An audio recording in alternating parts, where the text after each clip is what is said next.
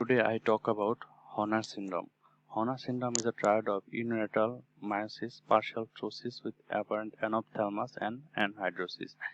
এখানে আমার কিছু ইম্পর্টেন্ট ওয়ার্ড আছে, ওয়ার্ডগুলোর মিনিং জানাটা খুবই ইম্পর্টেন্ট। একটা হলো ইউনিল্যাটারাল, হর্নার সিনড্রোম কখনো বাইল্যাটারাল হয় না। Honor syndrome is always unilateral, মানে যে কোনো এক পাশের চোখকে ইনভলভ করবে। তারপরে কিছু ওয়ার্ড আছে সেগুলো মিওসিস। মিওসিস মানে কনস্ট্রিকশন অফ পিপিল, মানে পিপিলটা তার যে সাইজ থেকে সাইজ থেকে ছোট হয়ে যাবে। তারপর একটা কথা আছে পার্শিয়াল স্টোসিস। স্টোসিস মানে ড্রপিং অফ আপার আইলিড, সেটা ড্রপ মানে তার আইলিডটা, আপার আইলিডটা তার নর্মাল পজিশন থেকে নিচে নেমে যাবে। আর সেটা অবশ্যই কি পার্শিয়াল নিচে নামবে, কমপ্লিটলি না। এটা কেন কমপ্লিট স্টোসিস হয় না আমরা একটু পরে আলোচনা এটা নিয়ে ডিসকাস করবো, তখনই আমার জিনিসটা ক্লিয়ার হয়ে যাবে।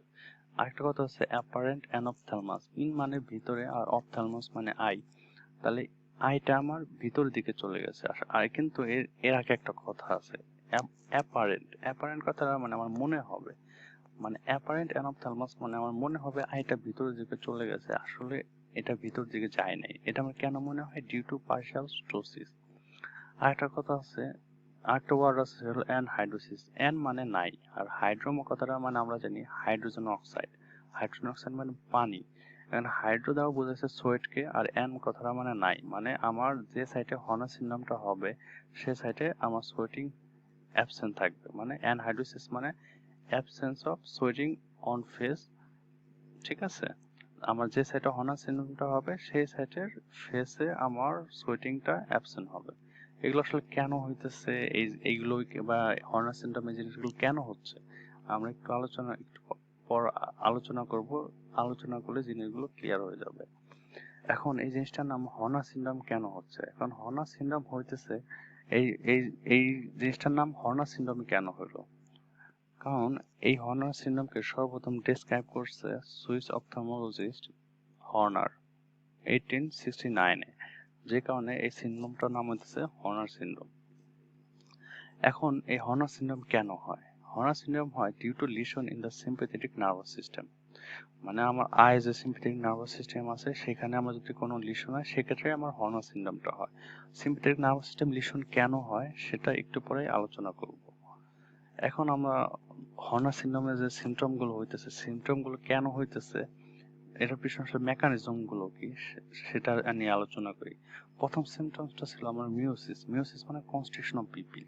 এখানে দেখা যাচ্ছে যে পিপিলের দুই ধরনের নার্ভ সাপ্লাই আছে, একটা সিম্প্যাথেটিক নার্ভ আর একটা কি প্যারাসিম্প্যাথেটিক নার্ভ। সিম্প্যাথেটিক নার্ভের কাজ হলো ডাইলেটেশন অফ পিপিল, আর প্যারাসিম্প্যাথেটিক নার্ভের কাজ হলো কনস্ট্রিকশন অফ পিপিল। তাহলে আমার সিম্প্যাথেটিক নার্ভাস সিস্টেম যদি লিশন হয় তাহলে আমার এই ডাইলেটেশন অফ পিপিল হবে না, কিন্তু প্যারাসিম্প্যাথেটিক নার্ভাস সিস্টেমটা তো ভালো আছে, যে কারণে আমার প্যারাসিম্প্যাথেটিক নার্ভাস সিস্টেম তার মতো সে কাজ চালিয়ে যাবে, সেক্ষেত্রে কনস্ট্রিকশন অফ পিপিল হবে। তাহলে আমার বোঝা গেল যে হর্নার সিনড্রোমে কেন আমার মিওসিস হয় বা কনস্ট্রিকশন অফ পিপিল হয়। তারপর আমরা আলোচনা করব যে হর্নার সিনড্রোমে কেন পার্শিয়াল স্টোসিস হয়। আমরা জানি যে আপার আইলিডকে ইলিভেট করে রাখে দুইটা মাসেল, একটা হলো কি লিবেটর পালপেব্রি সুপিরিয়রি, আরেকটা হলো মোলার্স মাসেল। এই দুইটা মাসেলের ভিতরে লিবেটর পালপেব্রি সুপিরিয়র হলো প্রাইমারি মাসেল, মানে এটা হলো মেইন মাসেল, কিন্তু এখানে হেল্পার হিসেবে কাজ করে মোলার্স মাসেল। লিবেটর পালপেব্রি সুপিরিয়রকে সাপ্লাই দেয় অকুলোমোটর নার্ভ, আর মোলার্স মাসেলকে সাপ্লাই দেয় সিম্প্যাথেটিক নার্ভ। তাহলে মোলার্স মাসেলকে সাপ্লাই দেয় sympathetic nerve.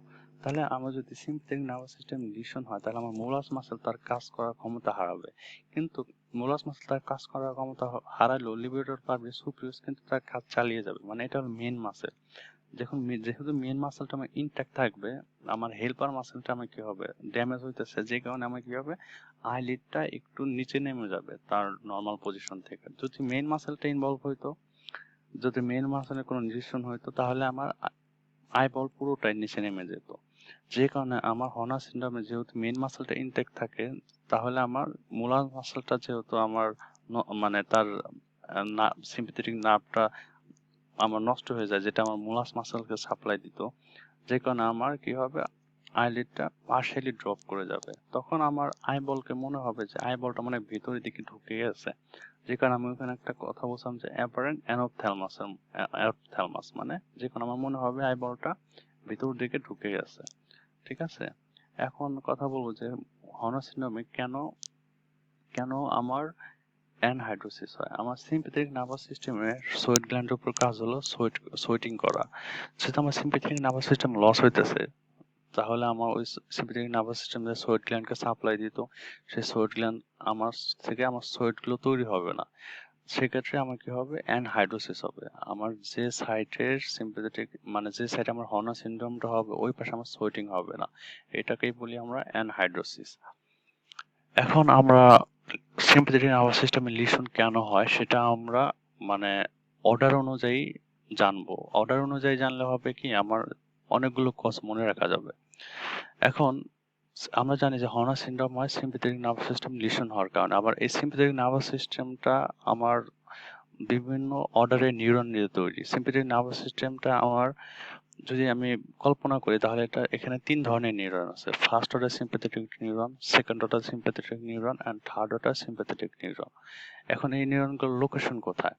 First order sympathetic নিউরনটা আমার শুরু হবে ব্রেনের হাইপোথ্যালামাস থেকে এবং শেষ হবে cervical 8 to thoracic 1 level of spinal কর্ডে এসে। আর যেখানে ফার্স্ট অর্ডার নিউরন শেষ হলো মানে সার্ভাইকাল 8 থেকে thoracic 1 level of spinal cord, ওইখান থেকে সেকেন্ড অর্ডার নিউরন শুরু হবে এবং শেষ হবে কোথায়? সুপিরিয়র সার্ভাইকাল গ্যাংলিয়া এসে শেষ হবে। সুপিরিয়র সার্ভাইকাল গ্যাংলিয়া এসে। আর তাহলে সুপিরিয়র সার্ভাইকাল গ্যাংলিয়া হলো সেকেন্ড অর্ডার নিউরন এসে শেষ হলো, ওইখান থেকে শুরু হবে third order neuron. Third order neuron ওইখান থেকে শুরু হয়ে আমার শেষ হবে কোথায়? পিপিলোর ডাইলেটর মাসেল, মুলার্স মাসেল এবং সোয়েট গ্ল্যান্ডে, যেটা আমরা একটু আগে আলোচনা করলাম। এখন এই অর্ডার অফ নিউরন যদি আমরা একটা ডায়াগ্রাম বা একটা পিকচারে নিয়ে আসি তাহলে জিনিসগুলো দেখা যাবে যে হাইপোথ্যালামাস থেকে ফার্স্ট অর্ডার নিউরন শুরু হয়েছে, শুরু হয়ে আমার ব্রেন স্টেম মানে মিড ব্রেন, প্রন্স, মেডুলা অবলঙ্গটা, এই তিনটাকে ব্রেন স্টেম হয়ে, এই তিনটাকে একসাথে বলে ব্রেন স্টেম। এই ব্রেন স্টেম হয়ে স্পাইনাল কর্ড হয়ে আমার স্পাইনাল কর্ডের সার্ভাইকাল 8 to thoracic 1 এসে এসে শেষ হয়েছে। ওইখান থেকে শুরু হয়েছে আমার সেকেন্ড অর্ডার নিউরন, ওইখান থেকে শুরু হয়ে আর শেষ হয়েছে আমার সুপ্রোসার্ভাইকাল গ্যাংলিয়াতে। ওইখান থেকে যে সেকেন্ড অর্ডার নিউরন শেষ, ওইখান থেকে শুরু হয়েছে third order neuron. Third order neuron শুরু হয়ে আমার কোথায় গেছে? আমার আয়ে চলে গেছে। ঠিক আছে? এখন আমরা লিশন যদি কল্পনা করি, যদি আমার হাইপোথ্যালামাসে কোনো লিশন হয় সেক্ষেত্রে আমার হর্নার সিনড্রোম হবে। এবং এখন হাইপোথ্যালামাসে লিশন হইতে পারে দুইটা কারণে। একটা হলো ইনফাকশন ডিউ টু স্ট্রোক, আর যদি হাইপোথ্যালামাসে কোনো টিউমার হয়। তাহলে হাইপোথ্যালামাসে যদি স্ট্রোক এবং টিউমার হয় সেক্ষেত্রে আমার হর্নার সিনড্রোম হতে পারে। তাছাড়া এই হাইপোথ্যালামাস থেকে যে ফার্স্ট অর্ডার নিউরন শুরু হয়েছে এটা নামছে কোথা দিয়ে? ব্রেন স্টেম হয়ে আমার স্পাইনাল কর্ড দিয়ে আসছে কোথায়? এইখানে আসছে। তাহলে ব্রেন স্টেমে আমার যদি কোনো লিশন হয় তাহলে ব্রেন স্টেম একটা লিশনের নাম হলো ল্যাটারাল মেডুলারি সিনড্রোম, মানে আমার মেডুলা ল্যাটারালি এই সিনড্রোমটা হয়। তাহলে এই ক্ষেত্রে আমার এই পাথওয়েটা নষ্ট হয়ে যাবে, নষ্ট হলে আমার হর্নার সিনড্রোম হবে। তাছাড়া আমাদের আমাদের স্পাইনাল কর্ড হয়ে যে আসছে, স্পাইনাল কর্ডে একটা ডিজিজ আছে সেটা হলো আমার সিরিঙ্গোমাইলিয়া। সিরিঙ্গোমাইলিয়াতে কি হবে? আমার সেন্ট্রাল ক্যানালে একটা অ্যাবনর্মাল সিস্টিক ডাইলেটেশন হবে। ডাইলেটেশন হওয়ার কারণে এই পাথওয়েটা নষ্ট হয়ে যাবে, সেক্ষেত্রে আমার হর্নার সিনড্রোম হতে পারে। তাহলে এই কজগুলো গেল ফার্স্ট অর্ডার নিউরনের কজ। এখন আর সেকেন্ড অর্ডার নিউরন। এখন সেকেন্ড অর্ডার নিউরন শুরু হয়েছে স্পাইনাল কর্ডের সার্ভাইকাল থেকে thoracic 1 সেগমেন্ট থেকে আমার কোথায়? সুপিরিয়র সার্ভাইকাল গ্যাংলিয়া এসে শেষ হয়েছে। তাহলে এই যে সেকেন্ড অর্ডার নিউরনটা যে আমার এখান থেকে এই পর্যন্ত শেষ হলো, এই আশেপাশে স্ট্রাকচার গুলো কল্পনা করি। এখন দেখা যাচ্ছে এখানে আছে একটা প্লুরার নিচে কি আছে? লাং। এটা লাং এর আপার লোব। আপার লোবে যদি কোনো টিউমার হয় সেটাকে বলে আমার প্যানকস টিউমার। এই টিউমার যদি এই আমার সেকেন্ড অর্ডার নিউরনকে ইনভেড করে তাহলে আমার সেকেন্ড অর্ডার নিউরন ড্যামেজ হবে, সেক্ষেত্রে আমার হর্নার সিনড্রোম হবে। তাছাড়া আমার এই প্লুরার উপরে থাকে এখানে থাকে থোরাসিক এওটা, মানে এওটা আর্চ অফ এওটা বের হয়, এটাকে বলে থোরাসিক এওটা। এই থোরাসিক এওটা আর্চ অফ এওটা যখন বেরোয় এখান থেকে যখন নিচে নামে তখন আমরা তাকে বলি থোরাসিক এওটা। এই থোরাসিক এওটা যদি অ্যানুরিজম হয়, অ্যানুরিজম মানে ডাইলেটেশন হয়, অ্যাবনর্মাল ডাইলেটেশন হয়, সেক্ষেত্রে আমি এই ডাইলেটেশনটা কম্প্রেস করবে সেকেন্ড অর্ডার নিউরনকে, সেক্ষেত্রেও আমার কি হতে পারে? হর্নার সিনড্রোম হতে পারে। তাছাড়া এখানে আমার কি গেছে? Brachial plexus. ব্রাকিয়াল প্লেক্সাসের সবচেয়ে লোয়ার ট্রাঙ্কটা, লোয়ার ট্রাঙ্কে যদি কোনো ইনজুরি হয়, মানে লোয়ার ট্রাঙ্কটা আমার কোথায়? এটা যদি upper trunk, middle trunk, lower trunk, এখানে যদি কোনো ইনজুরি হয় এটা হলো ক্লাম্পিস প্যালসি। এই ক্লাম্পিস পালসি যদি হয় সেক্ষেত্রে আমার কি হতে পারে? সাথে আমার এই ক্লাম্পিস পালসির সাথে আমার সেকেন্ড অর্ডার নিউরনটা ইনজুর হতে পারে, সেক্ষেত্রে হর্নার সিনড্রোম হতে পারে। তাছাড়া আমার এই যে এক্সটার্নাল ক্যারোটিডারি আর এটা ইন্টারনাল ক্যারোটিডারি, এটা আমার তৈরি হয় কমন ক্যারোটিড আর্টারি থেকে। এই কমন ক্যারোটিড আর্টারি, এই ক্যারোটিড আর্টারিতে যে ডাইসেকশন হয়, ডাইসেকশন মানে ক্যারোটিড আর্টারি যে লেয়ার্স আছে ইন্টিমা, মিডিয়া এন্ড অ্যাডভেন্ট্রিসা, ইন্টিমা এবং মিডিয়ার ভিতর দিয়ে যদি আমার একটা ব্লাড ফ্লোর একটা ক্যানেল তৈরি হয়, ওটাকে বলে ডাইসেকশন। তাহলে ক্যারোটিড আর্টারি ডাইসেকশন হলো এটা প্রেস করতে পারে সেকেন্ড অর্ডার নিউরনকে, সেক্ষেত্রেও আমার হর্নার সিনড্রোম হতে পারে। অথবা এই ক্যারোটিড আর্টারি যদি কোনো অ্যাথেরোস্ক্লেরোসিস হয়, সেই অ্যাথেরোস্ক্লেরোসিস আমার রিমুভ করাকে বলে এন্ড আর্টারিওটমি। ওইটা রিমুভ করার সময় আমার ইনজুরি হতে পারে সেকেন্ড অর্ডার নিউরন, সেক্ষেত্রেও আমার হর্নার সিনড্রোম হতে পারে। এখন আসি থার্ড অর্ডার নিউরনের কজগুলো। থার্ড অর্ডার নিউরনের কজগুলো আমার শুরু হয় সুপিরিয়র সার্ভাইকাল গ্যাংলিয়া থেকে আই। সেক্ষেত্রে আমার নেকে যদি কোনো ট্রমা হয়, এটা তো নেক লেভেল, এই নেকের কোনো ট্রমা হলে আমার সেকেন্ড অর্ডার নিউরনটা আমার নষ্ট হয়ে যেতে, থার্ড অর্ডার নিউরনটা আমার নেকে কোনো ট্রমা হলে থার্ড অর্ডার নিউরনটা নষ্ট হয়ে যেতে পারে, সেক্ষেত্রে আমার হর্নার সিনড্রোম হতে পারে। অথবা আয়ের যদি কোনো লোকাল প্যাথোলজি হয়, সেক্ষেত্রেও আমার কি হতে পারে, থার্ড অর্ডার নিউরনটা নষ্ট হয়ে যেতে পারে, সেক্ষেত্রেও আমার হর্নার সিনড্রোম হতে পারে। এখন আমি অ্যাট এ গ্ল্যান্স যদি আলোচনা করি, যেগুলো আলোচনা করলাম সেটা আমি আলোচনা করি, তাহলে হবে ফার্স্ট অর্ডার নিউরনের কজগুলো হবে hypothalamic lesion like infarction tumor, then brainstem lesion like lateral medullary syndrome, then কি syringomyelia। আর যদি আমি সেকেন্ড অর্ডার নিউরনের কজ চিন্তা করি, তাহলে Pancoast tumour, then lower brachial plexus injury, example Klumpke's palsy, then thoracic aortic aneurysm, then carotid artery dissection and iatrogenic injury following carotid endarterectomy। Then third order নিউরনের cause হলো head and neck trauma, then local eye pathology, যেগুলো আমি already আলোচনা করে ফেলছি।